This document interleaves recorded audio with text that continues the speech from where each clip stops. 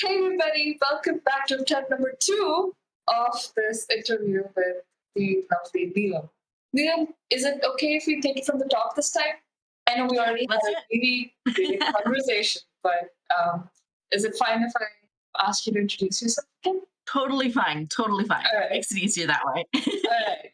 Neelam, tell us who you are and what you do. Sure. So, hi, I'm Neelam. I go by the Leona Maple on Twitter. And so a lot of people in the tabletop gaming industry know me as Leona. That was actually my kind of like gamer persona that I kind of happened to start a business under. So that's why a lot of people know me as that. But my name is actually Neelam. Um, and in terms of what I do, I like to call myself an intersectionality consultant because a lot of what I do focuses around the concept of um, intersectionality and diversity, equity, and inclusion. And there's a lot of different concepts that people kind of apply to that. And so I kind of take a little bit of all of that and I kind of put it all into one basket. So I do things like sensitivity reading, where I review any material that you give me and look for anything that might be a red flag. Um, and I've really been lucky enough to help all kinds of people in all kinds of different projects and all kinds of different ways. So it's been a lot of fun. Great. So this is for those who don't know, you do this under the banner of Maple Intersectionality Consulting. And it I think what you're doing is just such an incredible resource to have for like people everywhere. Like I know a couple of people who are getting into writing TTRPGs and like adventures and stuff like that, and I can always be like, oh, you should go talk to Neelam because I'm sure she can help you out with X Y Z, and it's just wonderful to have like a resource that is just so abundant, so open. So it's great that we have you in the community. Thank you. But Thank you. I want to ask you about how you first got into the space. On your website, you mentioned a Facebook group that was your Mhm. introduction to intersection feminism. Um, could you walk us through how that changed your understanding of feminism and introduce viewers to what intersection feminism is? I know it's a big thing to talk about, but like if you had to condense it, how would you? Yeah. Absolutely. So for me, this Facebook group was it was a space for women of color. And at first it was very like intimidating and overwhelming because it felt like everyone was very, very aggressive. And it was like if you made a mistake, for example, you were required to write an apology and you were required to like self-critique yourself. So, to be in this space that was kind of like very, very aggressive was really kind of intense. And it wasn't necessarily the healthiest of spaces. I definitely saw like someone who was half Indian and half black, so someone who was mixed get bullied off of a thread about things like bindis, and like South Asian women that were talking about like why are people appropriating bindis and things like that. But at the same time, it was this really, really great, intensely educational space because of this, right? Because people were so adamant that they were not going to give out free education. You had to do the work yourself to understand. So I didn't engage with it very much, but whenever I did, I took the time to like really wrap my head around what they were talking about. And it really changed my perspective of feminism because up until now I only had my own perspective. So my feminism wasn't necessarily what we call white feminism, where it only benefits white people, but it was, a very like South Asian centric feminism, and it wasn't really considering everybody else and like what struggles other people go through. Because at the end of the day, intersectional feminism wants betterment for everyone, right? Not just women, not just men, but everyone. And it recognizes that we all live at these different intersections, right? So I am South Asian, I am a woman, I am, polyamorous. How does that impact my life? It's very different from someone who is male or white or, gay. So it was a really educational space for me. And I felt very lucky that I had this opportunity to kind of like explore that and like kind of like read very quietly and not comment on anything. And then, when I hit university, I did a degree in communications. And I was lucky enough that some of my communications courses were also very feminism centric. So, like feminist communications or racism as it's portrayed in the media and courses like that. So, it was really like able to take some of these concepts that I had discovered and like through my degree, like really like root them in like um concrete information and actual like educational texts that were written by Black queer scholars. It was like all of this stuff kind of finally just started to connect, you know? And then on top of that, you have your own lived experience. And when you have lived experience with racism and things like that, you're just kind of like, okay, yeah, that makes sense. You know, it's like, well, I can understand now how these things all kind of like connect and come together and how that impacts us in our daily life.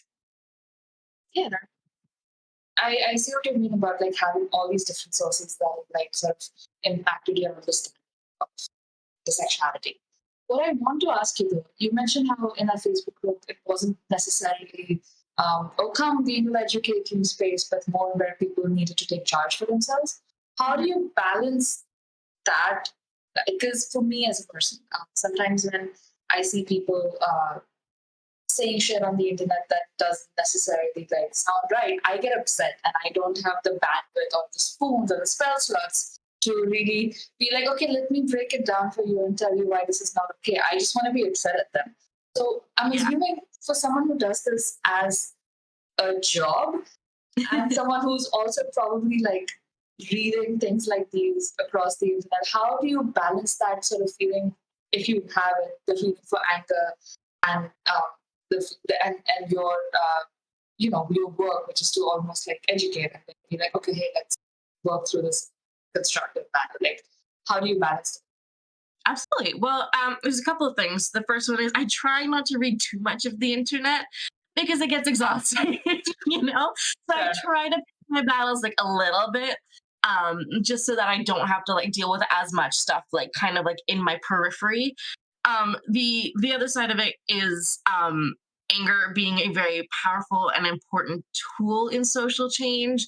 I just watched someone on TikTok who was so pissed off at some white guy for talking about how Indian food is too spicy. And she ends it with slurp it like a sambar bitch. And I just about died laughing. I was like, this is great because when people get upset, they say the most iconic things.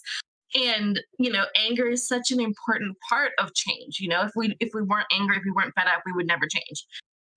So there is value to that, and there is value in knowing when to engage and when to just be angry, and it's healthy to have that, and it's healthy at sometimes to be just like, well, I'm not engaging with you, I'm not. There have been times that when excuse me, when I have for example, been on Twitter and I've been having a conversation with someone and they keep pushing back and they keep pushing back. And at some point I have to be like, okay, I'm stopping. If you want to continue this discussion with me, here's my website, here's my rate, then you can come talk to me, Right. because you have to at some point put that boundary up. And ultimately, that's why I charge people is because one, they're coming with me with genuine desire to learn. They're willing to put their money where their mouth is. Two, I'm working at a rate that I consider fair compensation for my emotional energy. So because it's kind of this like slightly slower down, more thought out process where people are approaching you being like, I have questions, how can I compensate you best for asking these questions and asking this emotional labor of you. That's why having a rate becomes important, is because that becomes kind of the trade-off. There is that's the balancing factor sometimes, is that I'm having to give up my time, my energy, and sometimes that can be quite emotional if we're talking about difficult subjects, but I'm getting a little something that helps me live in return. So Yeah. there's a couple of different factors to it, but at the end of the day, like most of the times the people that I'm engaging with or talking to, their questions are really genuine. um and so because no one's asking me from a place of like bad faith or anything like that, I'm much more willing to like talk to them and talk them through it or try to walk them through it.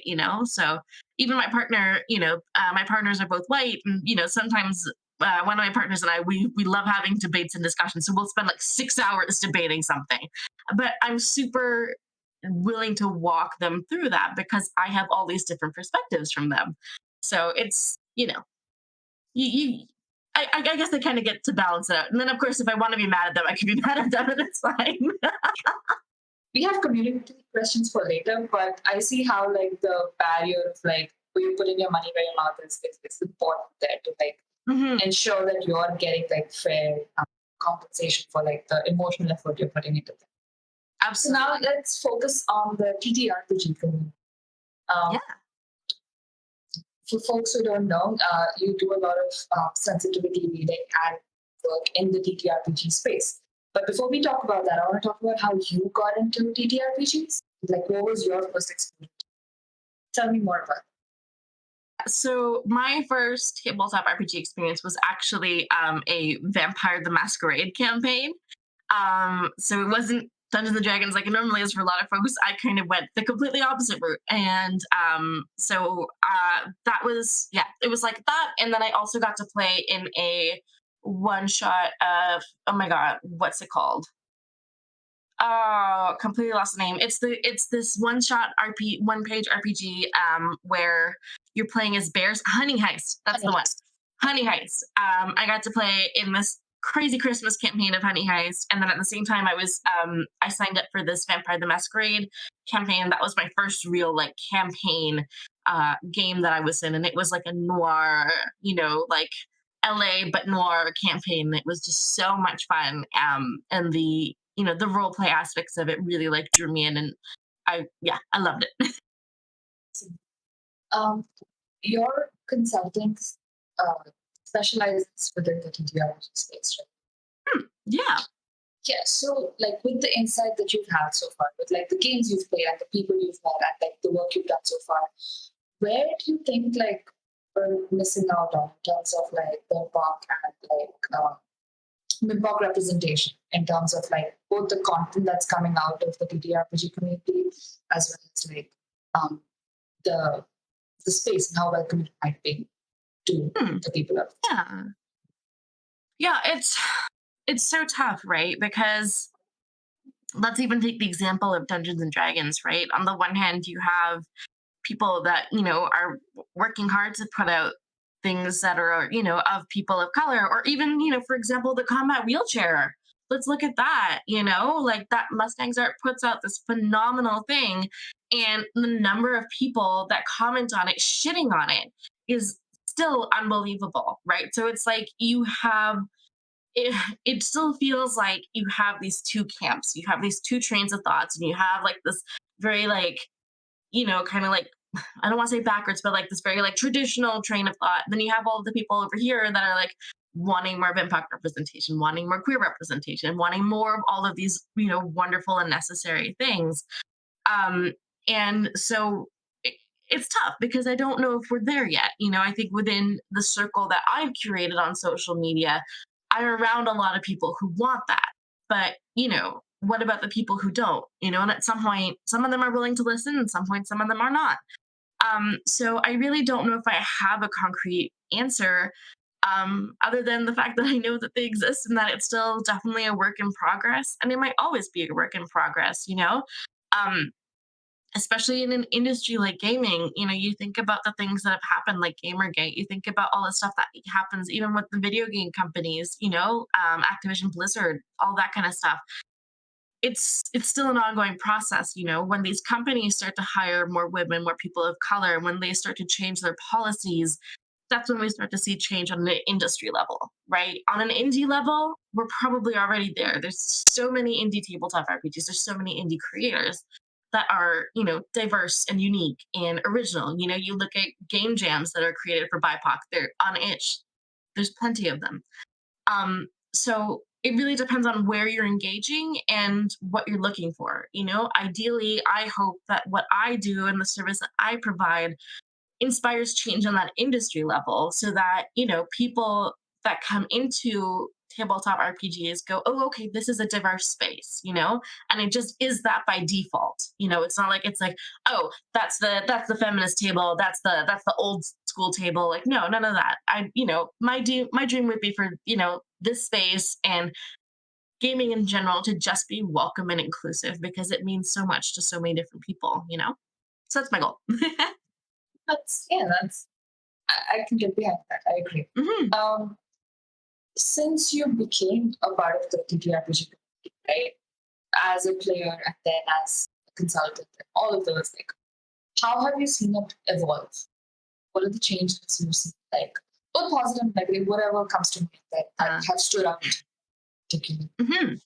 I mean, I've only been in the tabletop RPG community for a couple of years. In the grand scheme of things, there are definitely people that have been in the industry for way longer than me. Um, but I feel like I kind of joined TTRPG Twitter around the same time that POC and TTRPGs did, and he's another really great person just highlighting the work. Um, I feel like I've just seen a growth of like BIPOC representation. I feel like I would have never met, so many cool people in these cool like Desi, D&D servers. Like I never would have seen that when I first started out. And I legitimately went looking. I went looking. I was like, are there South Asian servers? Are there POC servers? And I couldn't find any. So the fact that they exist now, I think is huge, I think I continue to see like this growing awareness and need for change. And even in some bigger companies and things that I can't talk about, I've seen things that are like kind of like moving to the positive, and I'm just going, okay, there is actually momentum here. There are people that are willing to listen and that are willing to work to improve their stuff. So it's filled me with a lot of hope, and that always inspires me to keep going. After every session with a client, if I walk away, 9 times out of 10 they walk away smiling, I walk away smiling, so it keeps me going. It's lovely. You, Mhm. you mentioned how you notice that there is a momentum, right? And how can folks like me, like folks like people on the Desis server, how can the community sort of ride that? And how can we? What are things you think we can do to like make the space more inclusive and like more welcoming for the people who come after us? Question. There's a lot of different things. I think, for example, and of course it depends on, what you have energy for. Um, some people might be more comfortable, for example, pushing back against, bigger names like D&D and like giving them that feedback of, hey, we want to see more inclusive stuff, because when you give them that feedback, they're going to have to listen to it at some point.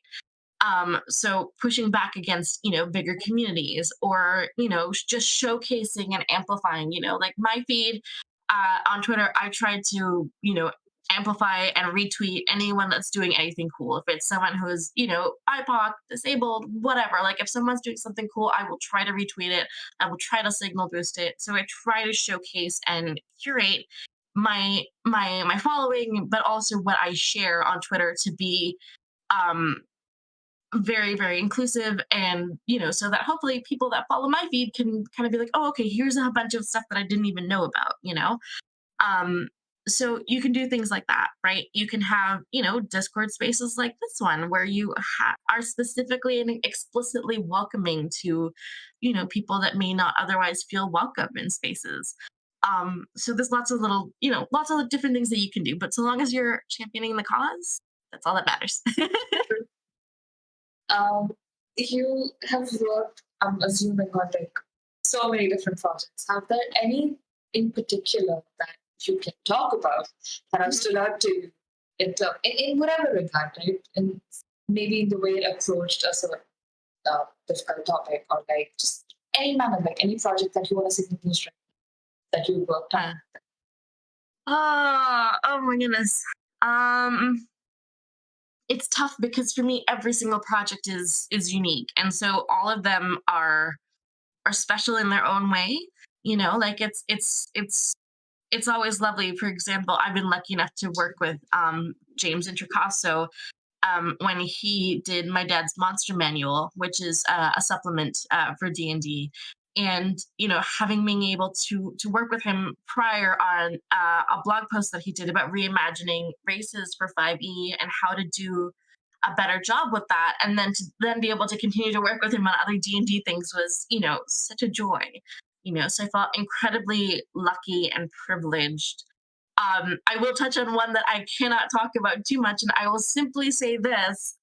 Um, I fully expected that I would get a lot more pushback in the feedback that I provided than I did. And that to me was the most wonderful thing, was that I was able to go in and honestly state how I felt about certain concepts or what have you. And the other party was just like, yeah, okay, makes sense. Took my feedback and we're just like, okay, we'll change it. And I just about fell out of my seat because some of that stuff has been around through multiple iterations of that game. So the fact that, just based upon, my advice and perhaps the advice of any other consultants that they had brought on, they were super willing to be like, okay, let's get rid of that, was phenomenal. And I hope that that continues to happen. I hope that people continue to trust their consultants and sensitivity readers, that when we say that's not quite right, they're willing to just kind of be like, all right, great, we'll get rid of it, we'll reshape it, we'll do something different with it. Um, and that's been my experience with a number of places. Wherever I point something out, luckily enough, most people are willing to kind of go with it and they're willing to adapt to it and change. And that's the biggest thing, right? So yeah, I can't pick like a singular Is it um like asking you to project. pick a favorite child? Yes, yes, I'm it sorry. really is. Oh, it's okay. But it's, I get so invested in the success of my clients, right? Because everyone is working on exciting projects and they're all cool. And I want to see them all do well, whether it's a novel or a board game or a video game or a tabletop RPG, I want to see them do well. And sometimes, they just come back to me and they go, hey, you know what? Like, I wasn't the right person for that story. So I've abandoned that project. And I went, oh wow, like you actually like listened to what I had to say and took the time to reflect on that. And like on the one hand, I'm super sorry that you felt like you couldn't continue with that project, because I hope I'd given you the tools to move forward. But I'm really proud of you for actually doing the work and realizing that that was not your story to tell. um so yeah, with every client I just get so excited with what they do, and then every time I see it in the wild, I'm like, look, I have these people, look at them, they're doing so good. That must be an amazing feeling. Oh man. It's really, really nice. My job satisfaction is very high. Yeah, I can't even begin to. That sounds amazing.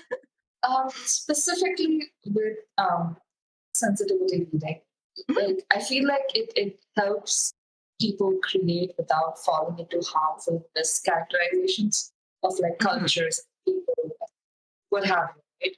Absolutely. Are there any insights that you've gained through your work that folks who create for TTRPGs or just generally can keep in mind while creating? That way they don't fall into like traps that might be common, traps that they can avoid when it comes to writing for TTRPGs. Yeah. A lot of times some of the advice that I give to clients is research, research, research. The more you research and the more kind of like intimately familiar you are, the less likely it is that you're going to create like a caricature of a culture.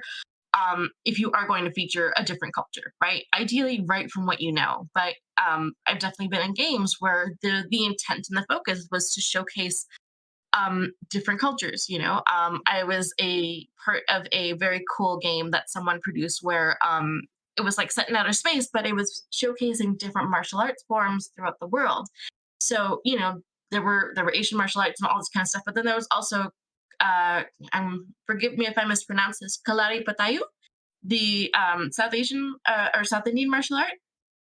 So that was really cool, but that person had no background in that. So what do you do in that circumstance? Well, research, right? As much as you can, because the more that you know, the better chance it is that you're not going to like misrepresent yourself. And of course, if you can, show your research. Like this person actively went and wrote in little sections where they were like, hey, if you're curious about this martial art, here's where you can find more information. Here's some of the resources that I consulted. So things like that can be really, really useful when you're dealing with other cultures. Obviously, if you can have a sensitivity reader, it's always going to make your life easier. um, I find a lot of the times the pitfalls stem from the fact that, for example, D&D is a flawed source material. And when you think about how racism is baked into it, it gets trickier, right?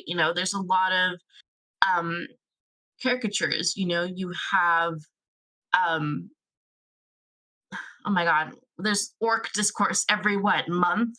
every month there's like a week where everyone's talking about orcs. Well, and it's because, it's such a unfortunately problematic race, to have these kind of noble savages. And so you have that, you have drow, you have all these different things that seem harmless on the surface, but then when you start to kind of like do the research and you start to do the reading, you realize that they're not quite as harmless as they present themselves to be. So if you're not sure, you can always do a little bit of research there as well. um, on top of that, there's tons of people providing free education on Twitter. So if worst comes to worst, you can always kind of search around on Twitter and you can find information on there. In terms of other pitfalls, I think one of the pitfalls that I try to advise people around is how to have evil in your game, for example, because there's a good way and a bad way to have, I think, things that are evil or bad. For example, slavery is bad. We know that. Should your campaign setting have slavery in it? Well, maybe. I'm not going to be the one to outright say no. But what I am going to suggest is that it be made very clear that the people that are doing the slavery are genuinely very bad people that you ideally want to be the ones to vanquish. So making it very clear and not glorifying things that are harmful is one way of having things that are bad be in your game, because you know there are horrible things in the world, and that's the joy of becoming an adventurer, is being able to vanquish that, right? So yeah. Awesome. I love what you said about like making evil things like explicitly evil. I think obviously I see a lot of people, myself included, trying to like add monster characters to the worlds we create, but there are certain things where you just need to be like, okay, that person's a fucking asshole doing this and that. Yeah, so I think that's a great piece of advice. But before I move on to community questions, I have to ask you about your favorite TTRPG character that you've played. And I'm sure there's many, Oh but again, no. pick a baby. Pick your favorite child Oh for me. no. Do it. Baby, oh god. Gosh.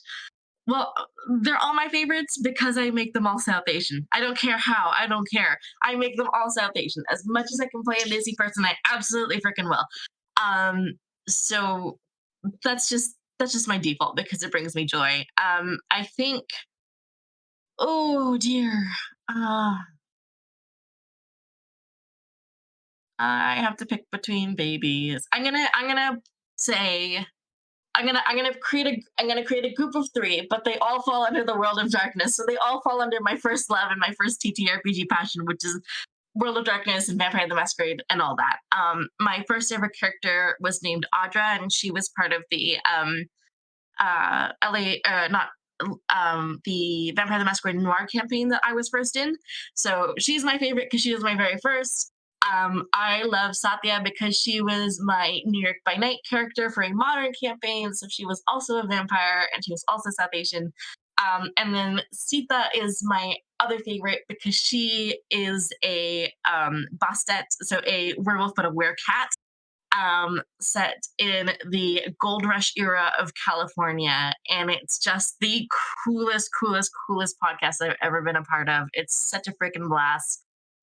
It's so fun to be able to be a werewolf who's like interacting with vampires and fae, and it's just everything's going crazy. And amidst all of that, Sita is just this, person who is South Asian and a cat who is also like very rooted in her spirituality. And it's really cool to see that play out in this game and how it plays out in the werewolf system. So absolute joy.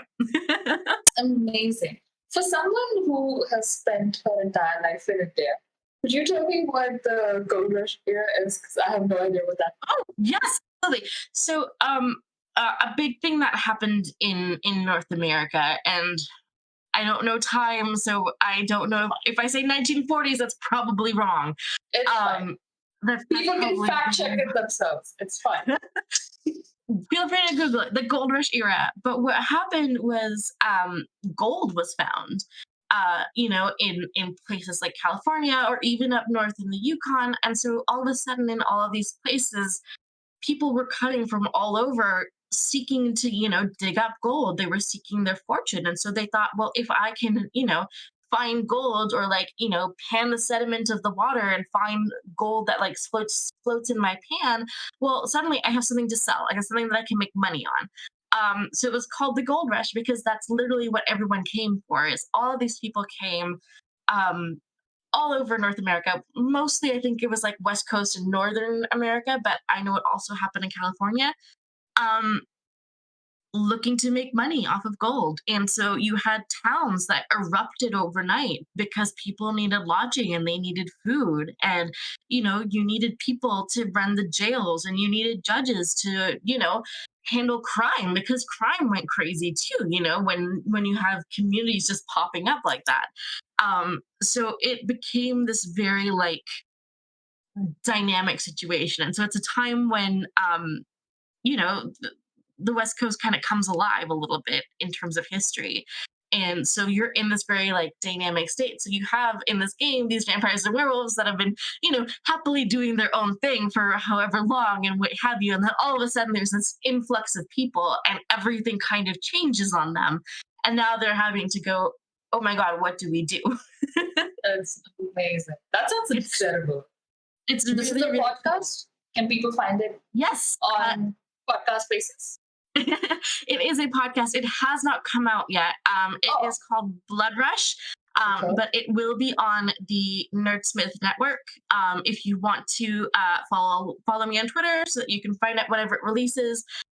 We are slightly delayed because I think we're hoping for Werewolf Fifth Edition to come out just because it corrects a lot of the problematic stuff that exists in werewolf, and that's kind of the approach that we've taken to the werewolf side of things, is trying to get rid of as many of the problematic concepts as possible. So there might be a delay, but it's a phenomenal game. It's so much fun, and I will absolutely shout to the rooftops when it finally comes out because it's such a Amazing. blast. Yeah, and thank you for reminding me. I'm so privileged that I know about the gold rush era, and it's just such a default for me living in North America that I forget that people may not know what that is.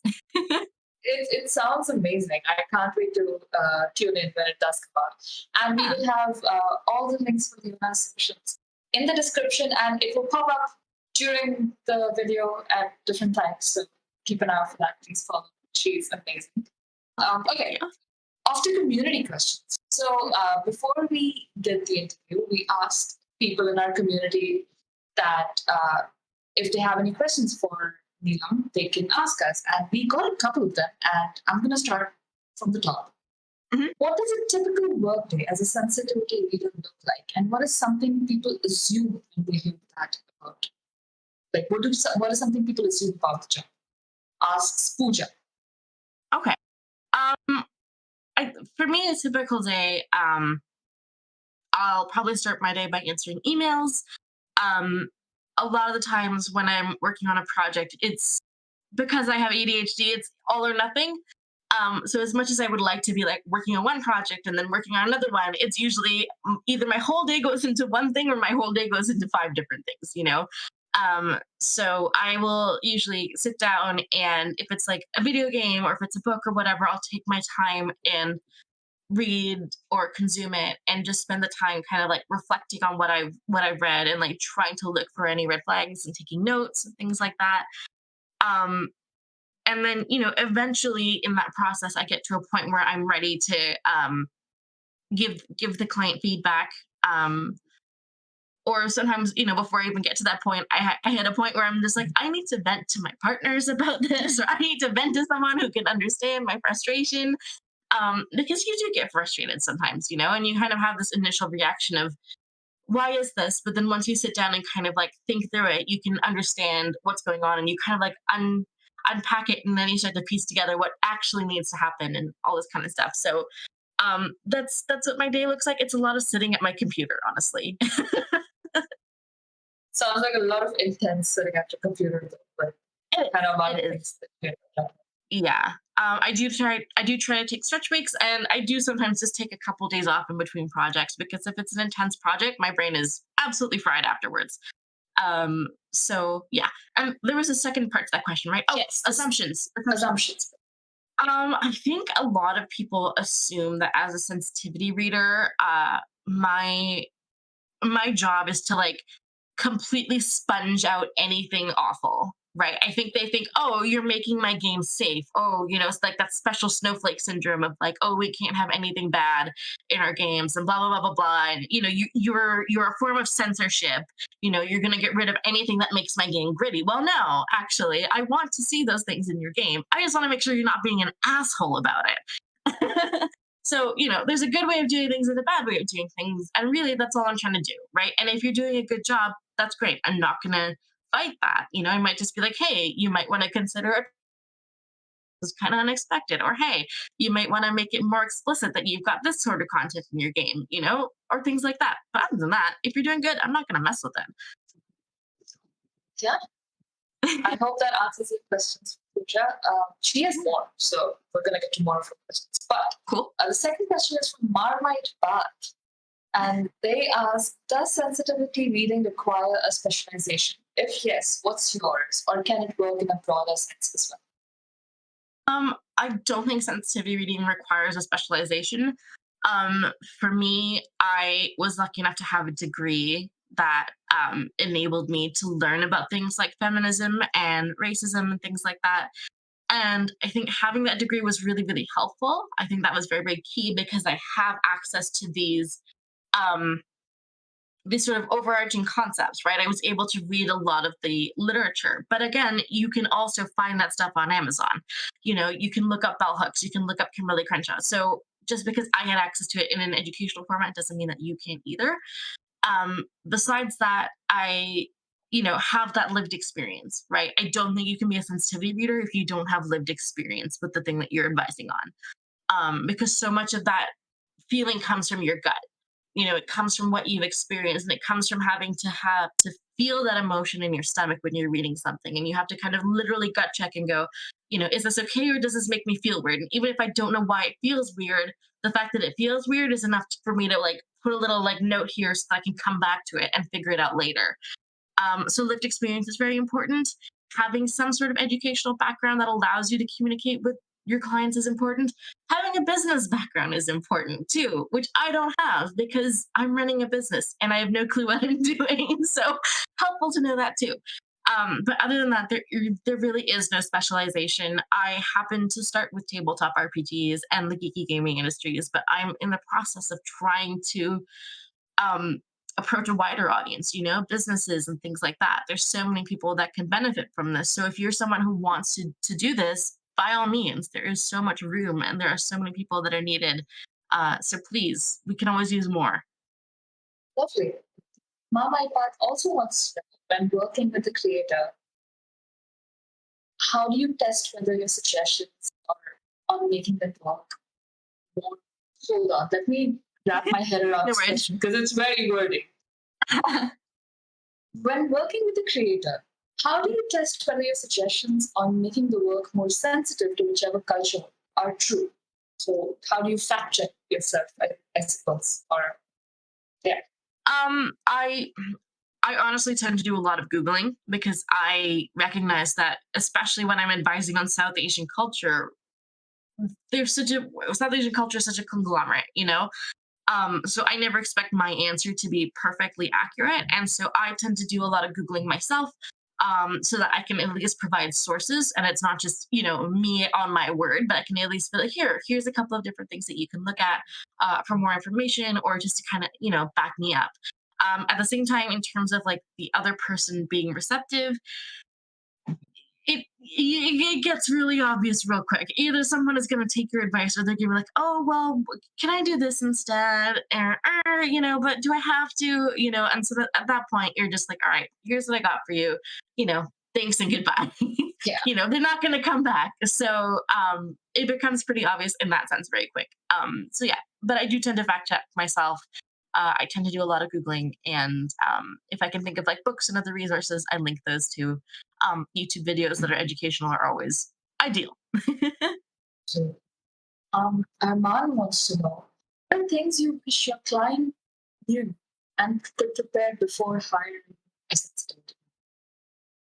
A really good question. I feel like there's both there is and there isn't. On the one side, a lot of the people that are coming to me straight up are just like, I have no clue what I'm doing. This is the first time I've ever done this. What do I need to prepare for you? Like, if anything. And I'm just like, just come as you are, just talk to me. Let's just have a conversation and we'll go from there, right? I'll help you figure out what it is that I need to look at and we can kind of take it step by step. On the other hand, what I do wish some clients knew is that the earlier you bring me in on your process or that you bring in any sensitivity reader, the the better, right? If you're making your sensitivity reader the last person looking at your project before you hit publish, on the one hand, that's doable, right? Because you're at least getting a sensitivity reader to look at it. But on the other, um, and whether that is a very necessary and valid way of doing things, if you're, for example, not entirely sure if you can commit the level of money to having a sensitivity reader early on, so on and so forth. Um, but ideally, if you can bring someone in earlier, that helps save you a lot of time and grief because you won't have to go back and address stuff if there's like overarching concepts that are problematic.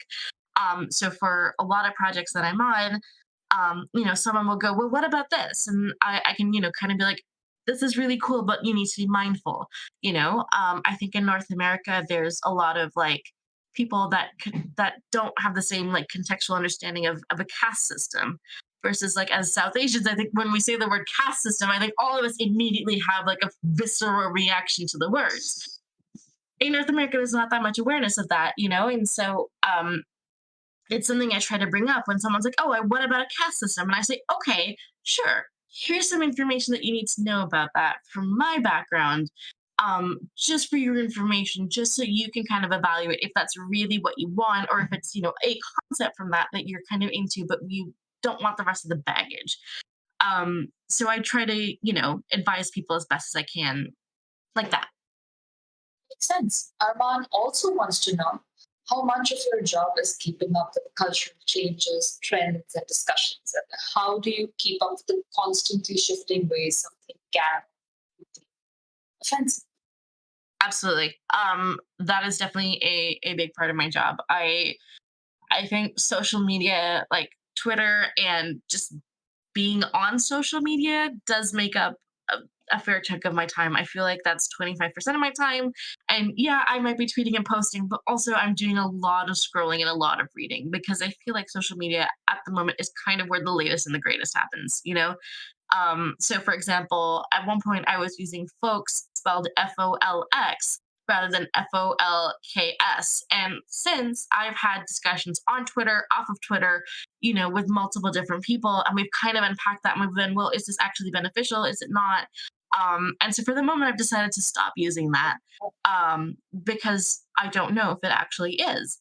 Um, for example, and then another thing is Latinx was a very common phrasing that was being used at a time for not gendering the Latin language, but then someone came along and said, well, actually, there is already a gender neutral. It's Latin, and I went, oh, okay, so let me adopt that. So I think social media is kind of the place to find that information first and foremost. And so um, I would say 25% of my time goes into that. If I'm not posting or, doing my own education for other people where I'm sharing how I do things, it's me scrolling and reading and looking up more resources where I can find more information, just so that I can stay on top of that. So that's a very good question. It's a very important part. Um, 8-bit logic wants to shift questions from sensitivity reading to TTRPGs. He wants to ask you if you had to pick one product that represents this is what TTRPGs can offer as an art form, what would it be? Oh my. Yeah. Oh, Oof. oh, oof. Yeah. Oh no. There is no good answer to that because there's so many good games out there, and I think if you're looking for tabletop RPGs as an art form, you're going to be looking at indie games, I think. Because there are so many indie games that are just beautiful. They're works of art, and sometimes they make it on a Kickstarter and then you get these beautiful Kickstarter versions, and you have people that are like doing hand drawn graphics and things like that. And it blows my mind sometimes. So I think the indie scene is kind of where that's at. Of the projects that I've worked on, if I can, I would say for me that love letter to tabletop RPGs is a little project I'm on called Omens Rising. um, Very shortly summed up, Omen's Rising uses cards and the concept of cardomancy um, in a tabletop RPG. So instead of rolling dice, you use playing cards. And the entire project has been an absolute joy because the entire conceit was, how can I create a world where everyone feels like they belong? How can I create a world of belonging? And Chris, who is the person behind the project, originally approached me with that question. And since then has just had the most incredibly diverse team of people from all walks of life, the most talented artists. Just, it's every time the energy with that group is just so addictive. And the game itself is so magical that to me, that is my love letter. That is a love letter that I get to be a part of. And I hope that when it finally releases, that other people will also resonate with it. And I hope it sends shockwaves because I think it's just the best thing in the world. But yes, Amazing. so that's what I think. Is there a place we can follow on Trace? Yes, Omens Rising does have a Twitter, and I believe it's literally at Omens Rising.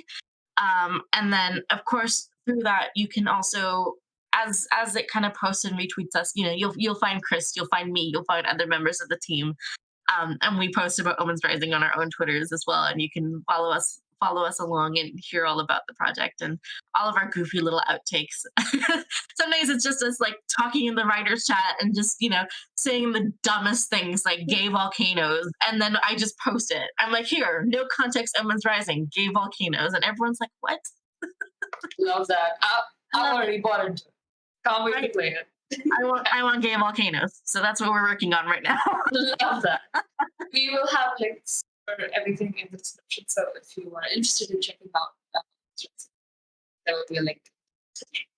Another question in the project is, what would your dream TTRPG project be? But I feel like you've kind of answered that. But if there's more you want to add to it, besides Game Volcanoes, go for it.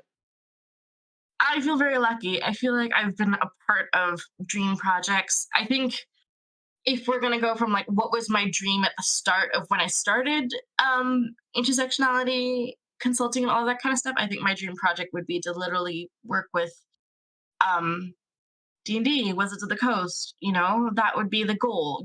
All of these people that created the things that caused me to go, wait a minute, that's actually not great, and we can do better than this. Um, I would love to work with them. I think having that opportunity would be phenomenal. So that would be like the overarching dream, but I've also been able to touch on that dream in a couple of ways that I can talk about and also not talk about. So yeah, I feel very lucky. And I hope that I continue to get to work with such wonderful companies that are willing to listen and to let me live my dream. So Hey, Chris Perkins, if you're listening or watching, hire this lady because she is amazing. Do it. thank you. My DMs are open. Okay, next question is by Hummus. What does sensitivity reading entail? What does the process look like? And you've kind of gone over this, but if you had to like sort of break down the process, like, get it, how would it look like to us? Yeah. So quite simply, what the process looks like is once I get the material from the client, I sit down and review it. Um, and once I've kind of reviewed the whole thing, like I might take a couple notes as I'm going, but other than that, I kind of just like read it and then I walk away from it for a couple of days.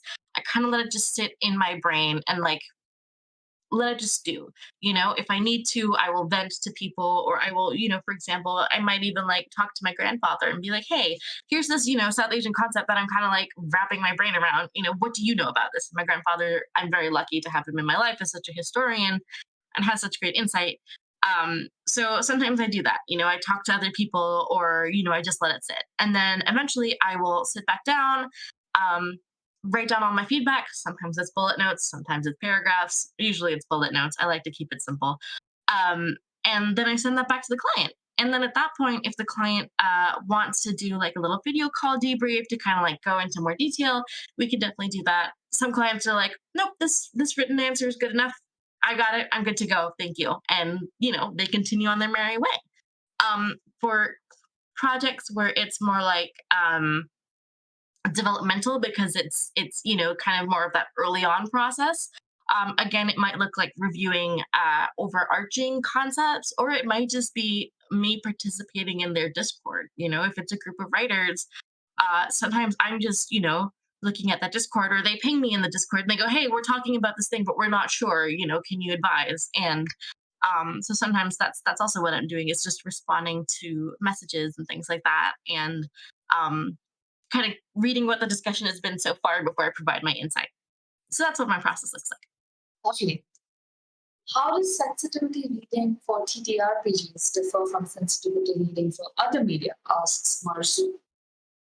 Ooh, this is a good one. So the big difference is that because you have different races and things that are playable, that has the room for inherent bias, right? We talk about the problems with playable races in D&D. Whereas, for example, if you're writing a novel, you kind of don't have that as much, because they're not necessarily playable races. You can still have it, like if a character makes a, not great comment about this other culture or race, you can definitely have that. But in playable races, I think it gets embodied at a deeper level. And so, something that I would do for a tabletop RPG that I'm not necessarily going to do for a novel is I'm looking over stats. I'm having the sensitivity read stats as well as, the flavor text, because if you're giving, a, a race or a monster or something a statistical advantage or disadvantage, what is that? What is that actually saying? You know, and so trying to unpack that then becomes something that is a little bit more complicated and very, very unique. Right. Yeah, I would go back to the discussion about orcs, like how certain races are inherently aggressive or inherently less intelligent. That just doesn't seem to make sense to me. So I can imagine how that's not something you have to deal with when looking at novels. But Absolutely. next Yeah. question. Yeah, before. Oh, I was just going to say, and how players interpret things also becomes a big deal.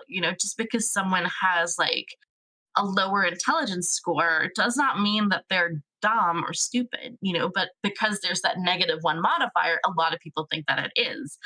And so having to like have those discussions and explain those things, yeah, that becomes a part of that process too. Sense. Pratusha wants to know how can someone get into sensitivity reading and what were some challenges faced along? If you want to get into sensitivity reading, first of all, I guess, make sure you have that lived experience. It's kind of weird to be like, I was born into this. It's very weird. But at the same time, it's like, I kind of have these lived experiences that I call upon, and that's an important part of it, I think. At the same time, you can be educated on things that you are not as experienced with. So there are ways to kind of make up for that if you have less lived experience, because everyone's lived experience is vastly different.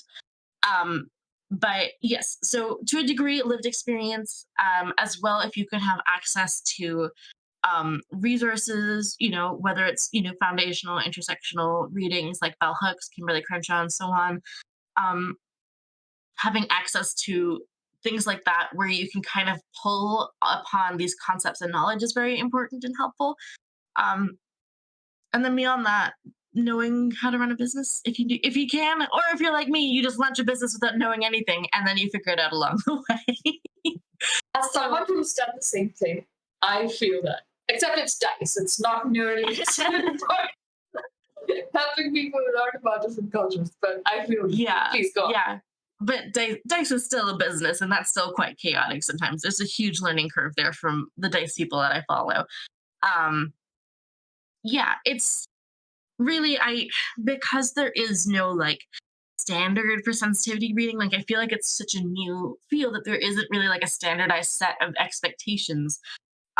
So long as you can like genuinely justify why you feel that you are able to be an authority on the subject, you're probably good to go. For me, it's again lived experience, experience with tabletop RPGs, having a university background that kind of backs that up, having that communications degree that allows me to communicate in those ways. But if you can find things that are similar, you're probably also good to go. 9 times out of 10, if you approach a sensitivity reader and that you ask them for advice, they are not going to say no if you're also wanting to become a sensitivity reader. So reach out to anyone that you know for wisdom, tips, and tricks. Ask them what their rate is. They're not going to hide that from you. You get plenty of suggestions, and then you can kind of get started from there. And the biggest barrier, I think, is awareness, right? And people being willing to pay you what you're worth. Um, I started at a very, very discounted rate, and now I'm having to kind of like continue to push it up and up and up because I realize that my work is definitely worth more than I've been valuing it at. And, that's tough because people aren't necessarily willing to pay that much. People might be willing to only pay $40, whereas, your value is 100 or $150. And so it's slow going. I will say that. It's a very gradual process, and I've been doing this for about a year and a half now.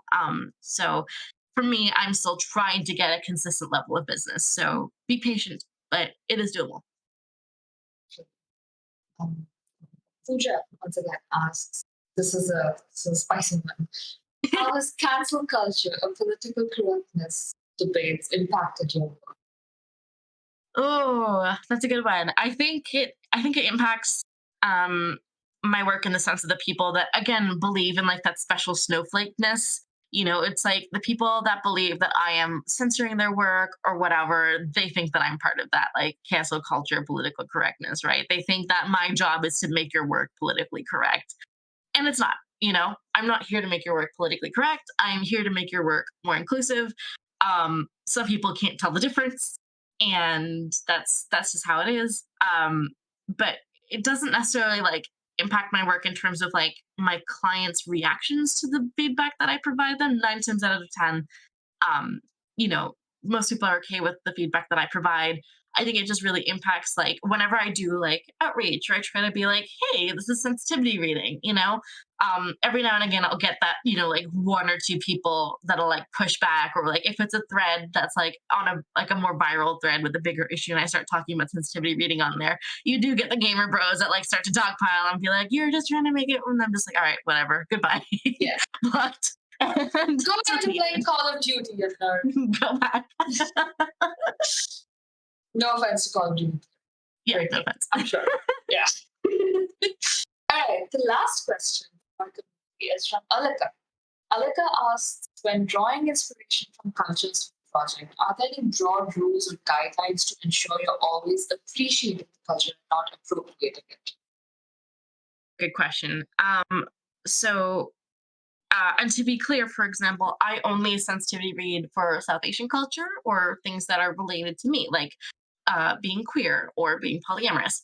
I would never, for example, want to advise someone on Indigenous or Native American culture, right? Like that is not my forte. I would rather recommend you someone who is of those cultures, and they can provide you better advice. With that in mind, you know, if you are having multiple cultures in your game, you are probably going to need multiple sensitivity readers. That's just kind of how it is, right? No one person is going to be able to be an expert on all of those cultures. So be prepared for that. It's better to have the variety of sensitivity readers. I think you'll be glad that you did. Um, and in terms of appropriation versus appreciation, there's a lot of articles about this online, and they all give slightly different advice. But at the end of the day, if you're creating something for profit, you you have to be very, very mindful of how you're using things, right? And if you are, not someone of the cultures that you're portraying, and you're presenting these cultures um without sensitivity reading, it's always better to let someone from their own culture be the writer of that culture. It's always better to have that representation if you can. If you can't, do as much research as possible and show that you've done your research, show that you're making the effort. um and just be super clear about that, right? Be transparent. Don't present it as something that it's not. um yeah. And again, there's a lot of articles about appropriation versus appreciation. So you can always just, plug that into Google And I'm sure there will be plenty more suggestions. And then you can always call your local sensitivity reader if you're wanting more like specific examples for your specific project. So yeah. Lovely. Thank you so much, Leona. This has been genuinely so illuminating and insightful. And Thank you. thank you so much for doing this. Thank you so much for having me. I'm so glad that I got to meet you. I fucking love Twitter. You know what? It's an amazing place. I'm so glad I got to. And thank you so much for doing this. For folks who are watching, if you want to talk to Leona, you can find her on Twitter. She's also on our Desis server, so you can always tag her if the random question or a cute captive, maybe. That's a priority. But thank you so much. Do you have any parting notes to share with people? Anything you want to plug? Anything you want to talk about before? That's always the hardest question for me. Um, I think at the end of the day, come with an open mind, right? You are someone who doesn't want to do any harm. And sometimes you're going to come across concepts that are new and foreign. And coming with an open mind to the table, especially when you have sensitivity readers and things like that, will make your life a lot easier. Again, hire us as soon as possible. And other than that, you can find me on Twitter, and that's the best place to keep up with all of my chaos and whatever it is that I've involved with, because I have my hands in too many cookie jars. So my work, all of my life stuff that I post about there on occasion, and the other big project that I like to share with folks is a little one-shot series called Vibrant Legends that is all BIMPOC. It runs on Saturdays at 2 p.m. Pacific Standard Time. So maybe not the greatest for folks in India, but if you are in North America, please feel free to join us if you're a BIMPOC. If you're not, please feel free to join our audience. We stream on the Dicey Amazon's channel, and it's just a wonderful time with phenomenal people playing all kinds of unique indie one shots, and it's great. So that's the other project that I have that kind of just like fills my heart with a lot of joy. And you should check it out. I will definitely be doing that, and I will make sure everybody on this book does as well. Thank you so much for folks who watch. Thank you for sticking around. And that is it.